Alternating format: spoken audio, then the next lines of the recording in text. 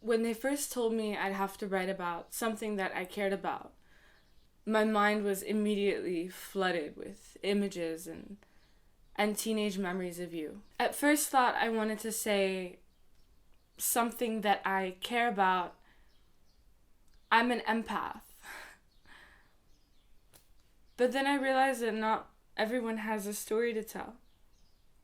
Or at least not one like mine. One thing I know is that the sweetest and most tragic moments are fleeting. They never last. And memory is imperfect. Someone once told me that if human beings had a perfect memory, we would be the most miserable creatures alive. When they asked me to write about something that I care about, I laughed.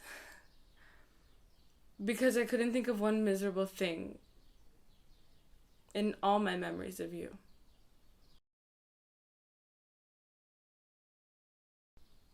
I remember you told me to draw you once. I didn't think I was a good enough artist yet. But now I can draw almost anything out of my memory.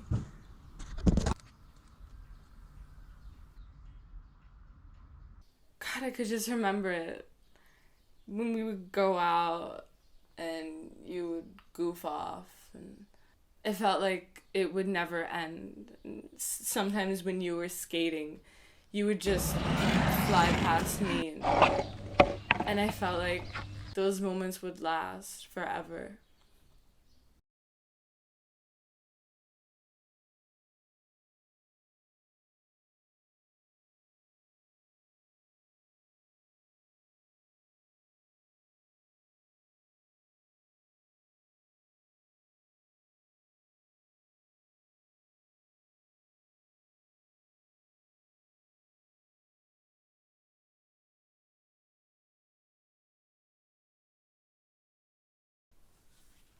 I remember skipping school and going to our favorite spot, you know, the one by the orange trees. I still go there sometimes when the sun is out, even though you hated oranges. And sometimes it feels like you're still there. But you're not. God knows why you hated oranges. I think your grandmother or your grandfather or someone made you drink orange juice as a kid or something. I don't remember. It was funnier than that. But I can't remember.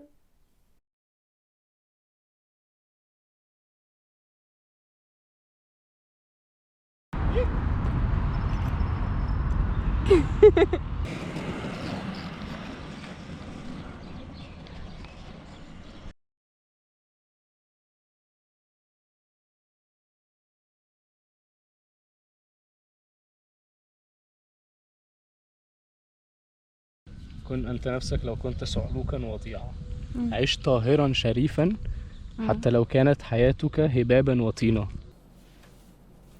I remember how we used to go get coffee and how the barista knew our names like holy scripture.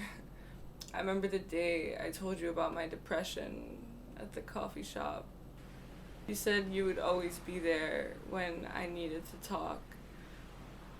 That I shouldn't be alone with the voices in my head.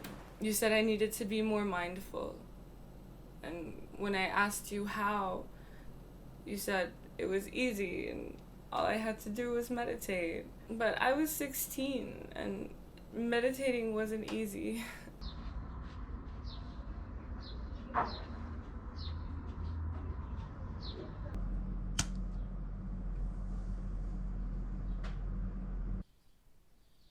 I remember one night you woke up in the middle of the night crying,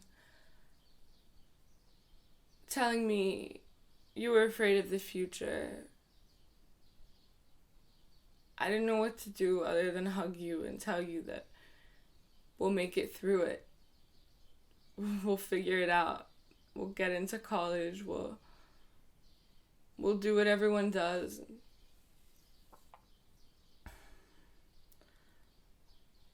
That night was all I could think about the morning they announced your death in the school auditorium.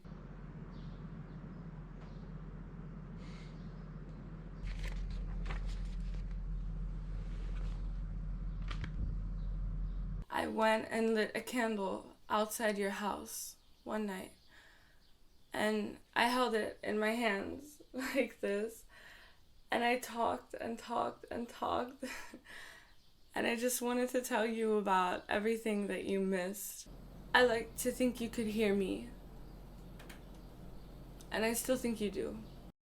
After that moment, it was like a switch just went off in my head, and I needed you, but I had to come to terms with what had happened. I had to settle on everything that we had. I had to take the step to preserve all our memories and try to do something. And that's when I became an artist.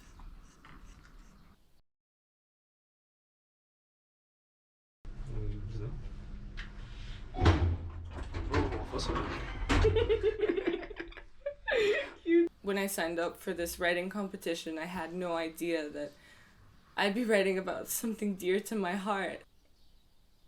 I'm so lucky.